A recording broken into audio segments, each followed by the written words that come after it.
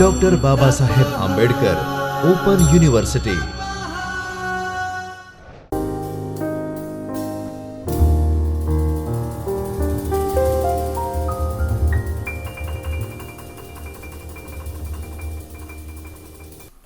નમસ્કાર.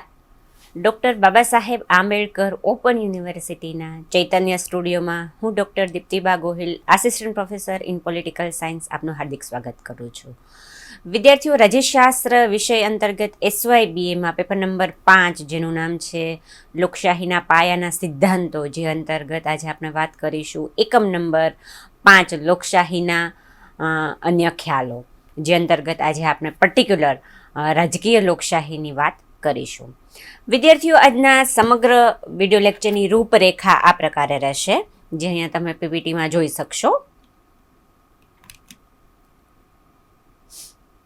હું તમને આ લેક્ચરના અંતમાં સારાંશરૂપ બાબતો કહીને એના સ્વાધ્યાય પણ આપીશ, સંદર્ભ સૂચિ પણ આપેલું છે, જેનું વિશેષ વાંચન તમે કરી શકશો. આ એકમનું સમજાવવાનો મારો જે મુખ્ય ઉદ્દેશ્ય છે કે આ વિડીયો લેક્ચરના માધ્યમ થકી તમે લોકશાહીના ખ્યાલો વિશે સમજી શકશો. સૌપ્રથમ આપણે વાત કરીશું લોકશાહીના અન્ય ખ્યાલો અંતર્ગત રાજકીય લોકશાહીનો અર્થ. રાજકીય લોકશાહીને વ્યાખ્યાયિત કરવા અંગે કોઈ સર્વસંમતિ જોવા મળતી નથી, તેમ તેનો કોઈ ચોક્કસ અર્થ આપવો મુશ્કેલ છે. આમ છતાં સામાન્ય અર્થમાં રાજકીય લોકશાહી એટલે લોકોની ભાગીદારીવાળું શાસન. રાજ્યના કારોબારમાં લોકો પ્રત્યક્ષ અથવા તો પરોક્ષ રીતે ભાગ લેતા હોય અને અંતિમ સત્તાનો દોર પ્રજાના હાથમાં હોય, તેને રાજકીય લોકશાહી કહી શકાય. આધુનિક પ્રાતિનિધિક રાજકીય લોકશાહી એ સરકારનું એક એવું સંસ્કારી સ્વરૂપ છે, જેમાં નિયત સમયે યોજાતી મુક્ત અને નિષ્પક્ષ ચૂંટણીઓ દ્વારા નાગરિકો પોતાના પ્રતિનિધિઓને ચૂંટે છે. પોતાના પ્રતિનિધિઓ દ્વારા લોકો રાજ્યના કારોબારમાં પરોક્ષ રીતે ભાગ લે છે. રાજકારણ અને જાહેર જીવનમાં નાગરિકો તરીકે લોકોની સક્રિય ભાગીદારી જોવા મળે છે. વિદ્યાર્થીઓ, રાજકીય લોકશાહીની જ્યારે આપણે વાત કરીએ છીએ ત્યારે એ સમજવું પણ જરૂરી છે કે લોકો પ્રત્યક્ષ અને પરોક્ષ રીતે ભાગ લેતા હોય છે. કારણ કે સ્વિટ્ઝરલેન્ડ જેવા દેશમાં કે જ્યાં પ્રત્યક્ષ લોકશાહી જોવા મળે છે અને જ્યાં વિશાળ વસ્તી અને વિસ્તાર હોય, તે દેશે મોટાભાગે પરોક્ષ લોકશાહીનો સ્વીકાર કરેલો જોવા મળે છે. લોકશાહીનું ગમે તે પ્રકાર ત્યાં અમલમાં હોય કોઈ પણ દેશમાં, ચાહે તે પ્રત્યક્ષ હોય કે પરોક્ષ હોય, પણ એમાં રાજકીય લોકશાહી ખૂબ અગત્યની બાબત છે તેમ કહી શકાય. કારણ કે મેં કહ્યું એમ કે જાહેર જીવનમાં નાગરિકો તરીકે લોકોની સક્રિય ભાગીદારી બહુ અગત્યની બાબત છે. રાજકીય સમાનતા અને રાજકીય સ્વતંત્રતાના સિદ્ધાંતો અમલમાં હોય છે. ઘણા રાજકીય પક્ષો અસ્તિત્વ ધરાવતા હોય છે. સત્તા પરિવર્તન માટે બુલેટ એટલે કે બંદૂકની ગોળીને સ્થાને બેલેટ એટલે કે મતપત્રનો આશરો લેવામાં આવે છે. સ્વતંત્ર અને નિષ્પક્ષ ન્યાયતંત્રની હાજરી જોવા મળે છે. રાજ્ય દ્વારા માનવ અધિકારોનો સ્વીકાર, અમલ અને રક્ષણ કરવામાં આવે છે. કાયદાનું શાસન પ્રવર્તે છે અને કાયદા સમક્ષ તમામ નાગરિકો સમાન ગણાય છે. રાજકીય લોકશાહી એ વ્યક્તિ કેન્દ્રિત રાજકીય વ્યવસ્થા છે. તેમાં વ્યક્તિ કેન્દ્રમાં હોય છે. વ્યક્તિનું હિત, વ્યક્તિનો સર્વાંગી વિકાસ, એનો સામાજિક, આર્થિક, ધાર્મિક, રાજકીય વિકાસ અને વ્યક્તિનું ગૌરવ તેને સાધ્ય માનવામાં આવે છે અને રાજ્ય તેને પ્રાપ્ત કરવા માટેનું સાધન ગણાય છે. તેમાં વારસાગત પદ્ધતિ, કોઈપણ જાતના ભેદભાવ અથવા તો વિશેષાધિકારોની ગેરહાજરી જોવા મળે છે. રાજકીય લોકશાહીમાં રાજ્ય વ્યક્તિના અંગત જીવનમાં ન્યૂનતમ હસ્તક્ષેપ કરે છે. હવે આપણે વાત કરીશું રાજકીય લોકશાહીની લાક્ષણિકતાઓ. એ કેવી લાક્ષણિકતાઓ ધરાવે છે? રાજકીય લોકશાહી કેટલીક વિશેષ લાક્ષણિકતાઓ ધરાવે છે. લોકશાહીની વિશેષતાઓને કારણે તે શાસન વ્યવસ્થાથી અલગ પડે છે, એટલે કે અન્ય શાસન વ્યવસ્થાથી. રાજકીય લોકશાહીની લાક્ષણિકતાઓને આપણે વિગતવાર એક પછી એક સમજવાનો પ્રયત્ન કરીએ. બંધારણીય સરકાર અને કાયદાનું શાસન, આ એક અગત્યની લાક્ષણિકતા છે. લોકશાહી શાસનમાં બંધારણનો સ્વીકાર કરવામાં આવે છે. લોકશાહી સરકારમાં શાસક પક્ષ મનસ્વી રીતે નહીં, પરંતુ બંધારણીય સત્તા મર્યાદામાં રહીને, બંધારણની મર્યાદામાં રહીને તેણે સત્તા ભોગવે છે. બંધારણ રાજ્યનો પવિત્ર દસ્તાવેજ માનવામાં આવે છે અને સર્વોચ્ચ કાયદો ગણાય છે. બંધારણીય સરકાર એટલે કાયદાના શાસનનો સ્વીકાર, અને કાયદાનું શાસન એટલે સૌ માટે કાયદો સમાન અને કાયદા માટે સૌ સમાન. કાયદાનું શાસન અને લોકશાહી પરસ્પર ગાઢ રીતે એકબીજાની સાથે સંકળાયેલા છે. કારણ કે કાયદાનું શાસનમાં લોકશાહી તંત્રમાં કોઈ એક વ્યક્તિ કે અમુક વ્યક્તિઓની ઈચ્છા પ્રમાણે મનસ્વી રીતે શાસન નથી ચાલતું, પરંતુ કાયદા પ્રમાણે શાસન ચાલે છે. કાયદો એ એક વ્યક્તિ કે અમુક વ્યક્તિઓની ઈચ્છા નથી, પરંતુ લોકશાહીમાં પ્રજા દ્વારા ચૂંટાયેલા પ્રતિનિધિઓ દ્વારા કાયદો ઘડવામાં આવે છે. લોકશાહીમાં કોઈ વ્યક્તિ કે સંસ્થા નહીં, પરંતુ કાયદો સર્વોપરી હોય છે. દરેક વ્યક્તિ કે સંસ્થા કાયદાની મર્યાદામાં રહીને વર્તે છે. કાયદા સમક્ષ બધાને સમાન ગણવામાં આવે છે. સામાન્ય નાગરિક હોય કે દેશના વડા હોય, કાયદા સમક્ષ સૌ સમાન છે. કાયદો સૌને સમાન રક્ષણ પૂરું પાડે છે. એક સમાન કાયદાના ભંગ બદલ દરેકને એક સમાન સજા કે દંડ થાય છે. બીજી લાક્ષણિકતા છે સ્વતંત્ર અને નિષ્પક્ષ ન્યાયતંત્ર. ન્યાયતંત્ર લોકશાહી સરકારનો એક મહત્વપૂર્ણ ભાગ છે. ન્યાયતંત્રની સ્વતંત્રતા સત્તાના વિભાજન પર ભાર મૂકે છે. ન્યાયતંત્ર ધારાસભા અને કારોબારીથી તદ્દન સ્વતંત્ર હોવું જોઈએ. સરકારની અન્ય બે શાખાઓ એટલે કે ધારાસભા અને કારોબારી ન્યાયતંત્રના કાર્યોમાં અને નિર્ણયોમાં દખલ કરી શકે નહીં. ન્યાયતંત્ર એ ધારાસભા કે કારોબારીના પ્રભાવમાં આવ્યા વિના કે કોઈની પણ શરમ રાખ્યા વિના તટસ્થ રીતે ન્યાય આપે તે અગત્યનું છે, અને એ જ આદર્શ પરિસ્થિતિ છે. ત્રીજી એની લાક્ષણિકતા છે સાર્વત્રિક પુખ્તવય મતાધિકાર. સાર્વત્રિક પુખ્તવય મતાધિકાર એ લોકશાહીના સમાનતાના સિદ્ધાંત પર આધારિત રાજકીય લોકશાહીનું એક મહત્વનું પાસું છે. સાર્વત્રિક પુખ્તવય મતાધિકાર એટલે દેશના દરેક નાગરિકને જાતિ, જ્ઞાતિ, કોમ, ધર્મ, વંશ, રંગ, લિંગ, શિક્ષણ, આર્થિક સ્થિતિ વગેરેના આધારે ભેદભાવ કર્યા વિના મત આપવાનો અધિકાર પ્રાપ્ત થયેલો હોય. મત દ્વારા નાગરિકો પોતાના પ્રતિનિધિને ચૂંટવાનો અધિકાર ધરાવતા હોય. લોકશાહીમાં ચૂંટણી પ્રક્રિયાને વધુ સહભાગી, સમાવિષ્ટ અને પારદર્શક બનાવવા માટે સાર્વત્રિક પુખ્તવય મતાધિકાર એ ક્રાંતિકારી સાધન છે. લોકશાહી એટલે જ આપણે એવું કહીએ છીએ કે લોકોની ભાગીદારીવાળું શાસન, તેમજ લોકશાહી એટલે એવું શાસન કે જેમાં અંતિમ સત્તાનો દોર પ્રજાના હાથમાં હોય.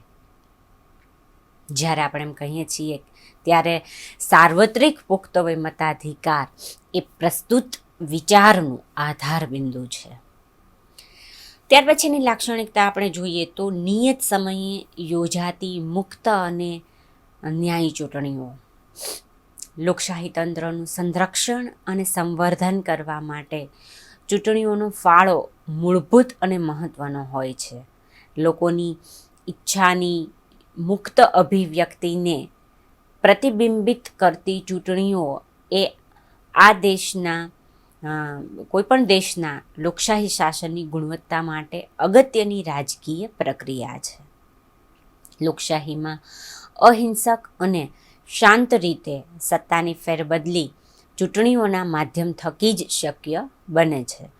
ચૂંટણીઓ એ બહુમતીની સંમતિ અને પસંદગીથી લોકશાહી ઢબે સત્તાનું સ્થાનાંતર કરનાર એકમાત્ર અસરકારક સાધન છે તેમ કહી શકાય.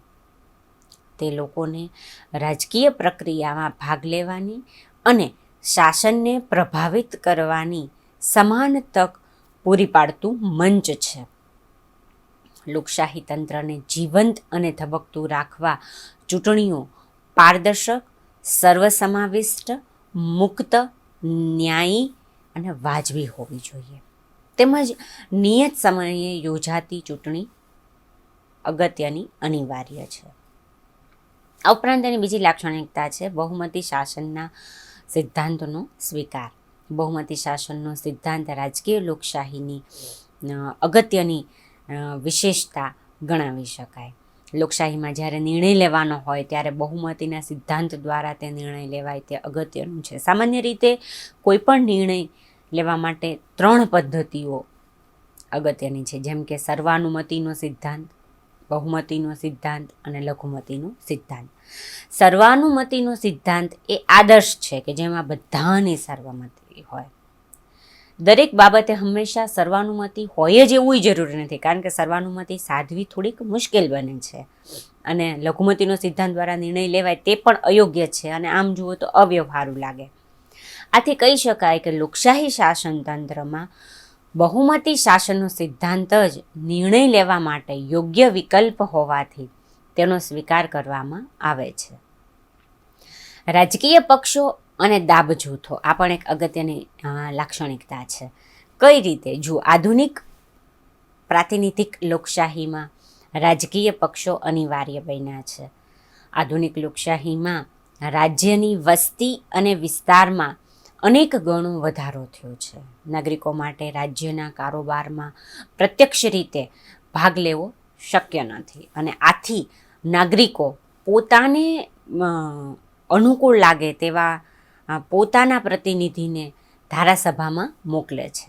જે નાગરિકો પ્રતિનિધિ તરીકે ચૂંટણીમાં ઉમેદવારી કરે છે તેમના માટે વિશાળ મતદાર વિભાગમાંથી વ્યક્તિગત રીતે એકલા હાથે ચૂંટણી લડવી ખૂબ જ મુશ્કેલ બને છે અને આથી ઉમેદવારો રાજકીય પક્ષોના સહારે ચૂંટણી લડે છે.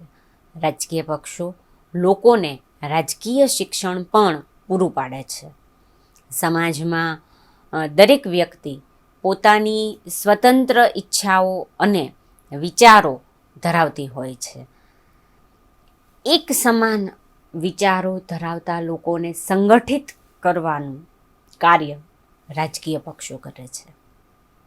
રાજકીય પક્ષો લોકોની ઈચ્છાઓને સ્પષ્ટ રૂપ આપીને અસરકારક રીતે અભિવ્યક્ત કરે છે. લોકશાહીમાં વિરોધ પક્ષ પણ એટલી જ અગત્યની મહત્ત્વની ભૂમિકા ભજવે છે. બલકે વિરોધ પક્ષ આજનો વિરોધ પક્ષ એ આવતીકાલનો સત્તાધારી પક્ષ ગણાય છે. શાસક પક્ષ પોતાના કાર્યો અને જવાબદારીઓ પ્રત્યે વધારે વિરોધ પક્ષને કારણે જ સભાન અને સતર્ક બને છે. મૂળભૂત અધિકારો આ પણ એક અગત્યની લાક્ષણિકતા છે. નાગરિકોના અધિકારો લોકશાહીની જીવાદોરી સમાન હોય છે. અધિકારો વિના લોકશાહીની કલ્પના કરવી મુશ્કેલ છે. મૂળભૂત અધિકારો લોકશાહી તંત્રમાં કેન્દ્ર સ્થાને હોય છે. વ્યક્તિ પોતાનો ઈચ્છિત સર્વાંગી અને શ્રેષ્ઠ વિકાસ ત્યારે જ કરી શકે જ્યારે એને મૂળભૂત અધિકારો આપવામાં આવ્યા હોય અને તે માટે હકારાત્મક રાજકીય, સામાજિક, આર્થિક પરિસ્થિતિઓનું રાજ્ય દ્વારા નિર્માણ કરવામાં આવે તે પણ જરૂરી છે. કેટલીક સ્થિતિઓ વ્યક્તિના જીવન અને વ્યક્તિત્વના વિકાસ માટે અનિવાર્ય હોય છે, જેને મૂળભૂત અધિકારો તરીકે ઓળખવામાં આવે છે. દરેક લોકશાહી રાજ્ય તેના નાગરિકોને અધિકારો આપે છે અને તેની યોગ્ય જાળવણી પણ કરે છે. કોઈ પણ રાજ્ય લોકશાહી છે કે બિનલોકશાહી, તે તેણે પોતાના નાગરિકોને આપેલા અધિકારો પરથી જાણી શકાય છે. લોકશાહીમાં વ્યક્તિનું હિત, વ્યક્તિનું કલ્યાણ અને વ્યક્તિનું સર્વાંગી વિકાસ એટલે કે એનો સામાજિક, આર્થિક, ધાર્મિક, રાજકીય, શૈક્ષણિક, નૈતિક તમામ પ્રકારનો વિકાસ એ મૂળભૂત કેન્દ્રબિંદુમાં છે. મૂળભૂત અધિકારોના સ્વીકારથી સરકાર પણ મનસ્વ વર્તન કરી શકતી નથી અને તેની સત્તા પર પણ મર્યાદા મુકાઈ છે. અધિકારો દ્વારા સમાજના નબળા વર્ગોનું રક્ષણ અને એનું ઉત્કર્ષ થાય છે, તેમજ તેમાં લઘુમતીઓના હિતો જળવાય તે માટે પણ જોગવાઈ કરવામાં આવતી હોય છે. અને આથી કહી શકાય કે રાજકીય લોકશાહીમાં હક્કોનું સ્થાન ખૂબ મહત્ત્વનું છે. ત્યારબાદ એની લાક્ષણિકતા આપણે જોઈએ તો મુક્ત અને સમૂહ સંચારના માધ્યમો, કે જે રાજકીય લોકશાહીની અગત્યની લાક્ષણિકતા છે. કઈ રીતે સમજીએ? લોકશાહી સમાજમાં મુક્ત સમૂહ સંચારના માધ્યમો મહત્ત્વની ભૂમિકા ભજવે છે, કારણ કે સમૂહ સંચારના માધ્યમો દ્વારા જ સામાન્ય નાગરિકો, રાજકીય પક્ષો અને સરકારો વચ્ચે માહિતી અને અભિપ્રાયોને ખુલ્લો વિનિમય શક્ય બને છે. લોકશાહી આદર્શોને પ્રોત્સાહન આપવા માટે સમૂહ માધ્યમોનો ફાળો મહત્ત્વનો હોય છે. સમૂહ માધ્યમો લોકશાહીનો ચોથો આધાર સ્તંભ છે તેમ કહેવું અતિશયોક્તિ નથી. લોકશાહી માટે અભિવ્યક્તિની સ્વતંત્રતા મહત્ત્વપૂર્ણ છે. સમૂહ સંચારના માધ્યમો અથવા તો પ્રચાર પ્રસારના માધ્યમો અભિવ્યક્તિનું શ્રેષ્ઠ માધ્યમ છે. લોકશાહી એ ચર્ચા વિચારણા દ્વારા ચાલતી સરકાર છે તેમ કહેવામાં આવે છે, ત્યારે સમૂહ માધ્યમો ચર્ચા વિચારણા માટે યોગ્ય મંચ પૂરું પાડે છે. લોકશાહી સરકારમાં લોકમતનું સ્થાન અને મહત્ત્વ ઘણું હોય છે. લોકો પોતાનો યોગ્ય અભિપ્રાય ઘડી શકે તે માટે તેમને સાચી અને પૂરતી માહિતી મળે તે જરૂરી છે. આથી લોકમત ઘડનારા સમૂહ સંચારના માધ્યમો મુક્ત હોવા જોઈએ. વિદ્યાર્થીઓ, આપણે આજના આ સમગ્ર લેક્ચરમાં જે વાત કરી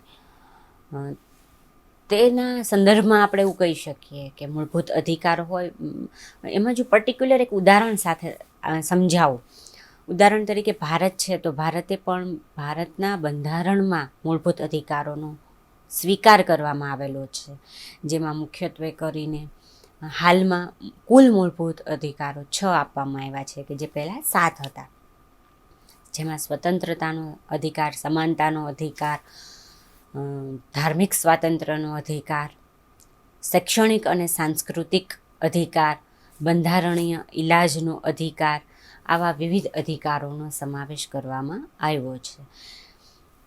વિદ્યાર્થીઓ, રાજકીય હકો ખૂબ અગત્યના છે, ખૂબ અનિવાર્ય છે. ચૂંટણીમાં ઉમેદવારી નોંધાવવી ચૂંટણી લડવા માટે, તો એ પણ એક રાજકીય હક અંતર્ગત જ આવે છે. ચૂંટણીઓમાં મતદાન કરવા જવું એ પણ એક રાજકીય અધિકાર છે આપણો, સાથે સાથે આપણી એ ફરજ પણ છે.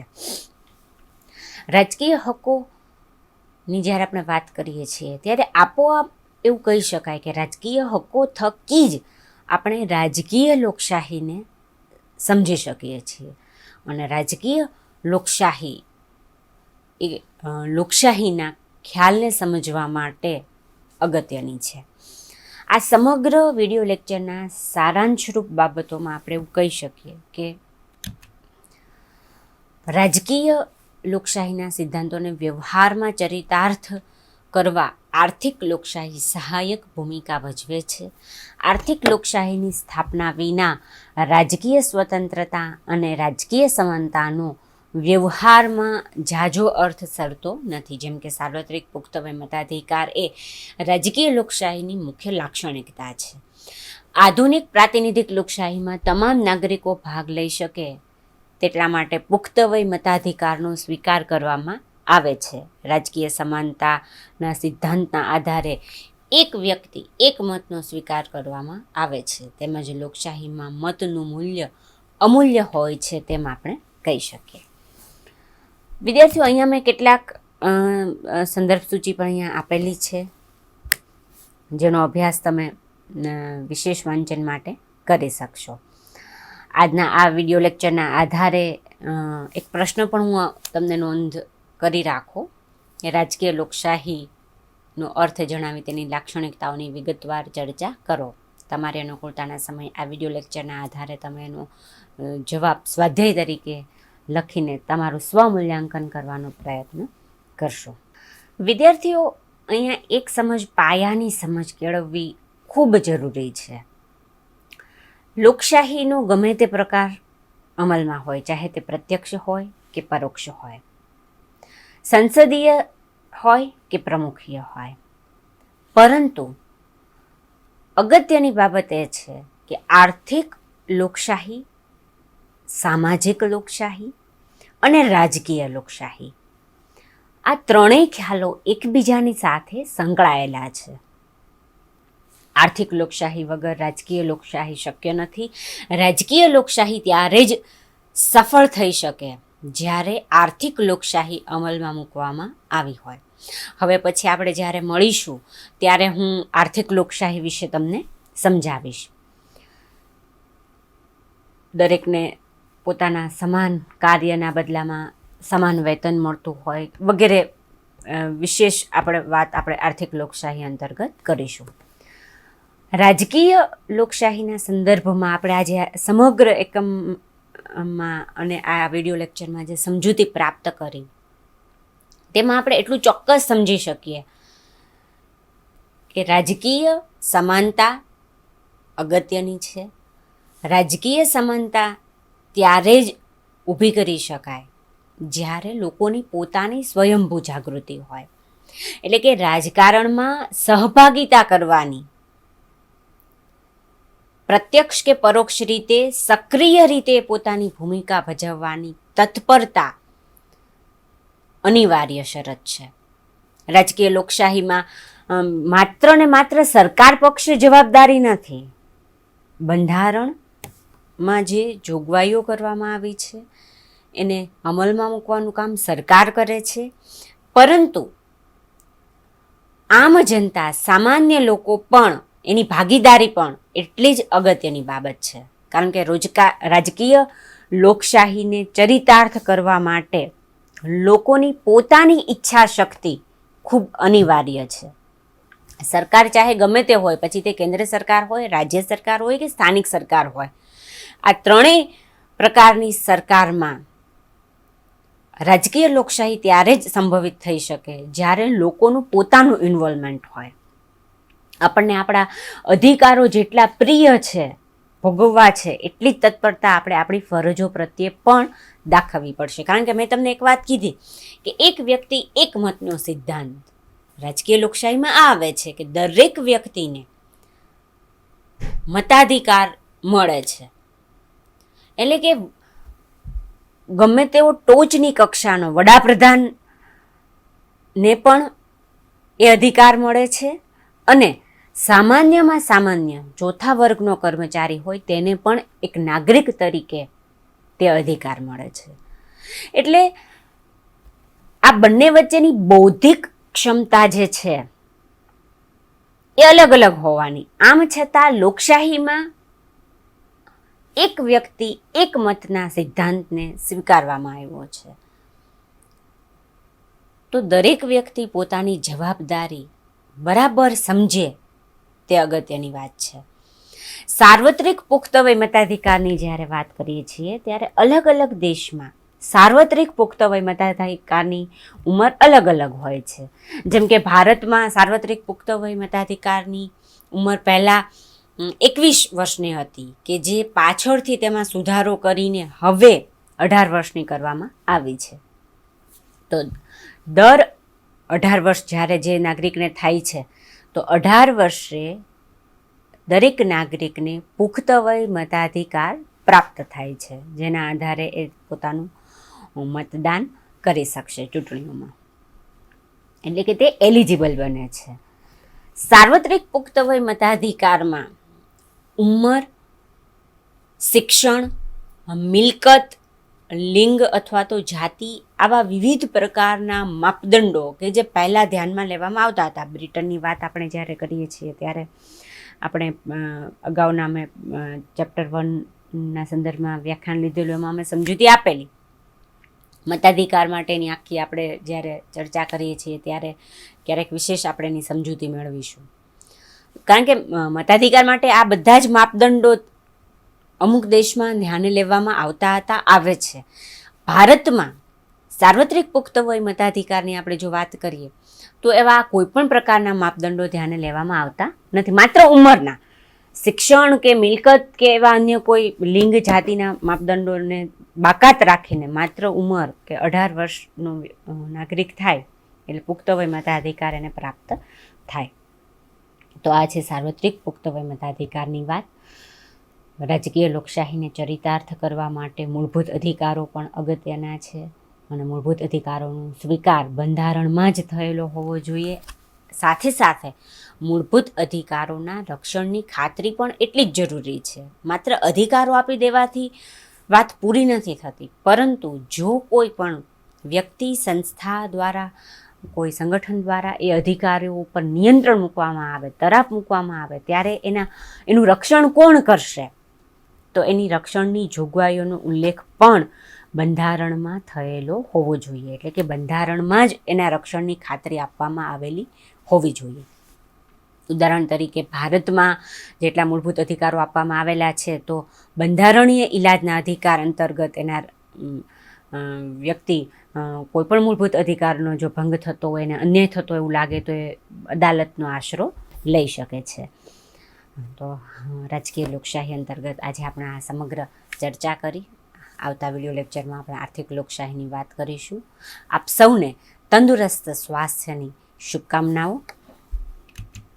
અહીં અમે એક સંદર્ભ સૂચિ પણ આપેલી છે, જેનું વિશેષ વાંચન તમે કરી શકશો. આપ સૌએ આ વ્યાખ્યાન શાંતિથી સાંભળ્યા બદલ ફરી આપનો ખૂબ ખૂબ આભાર. ધન્યવાદ.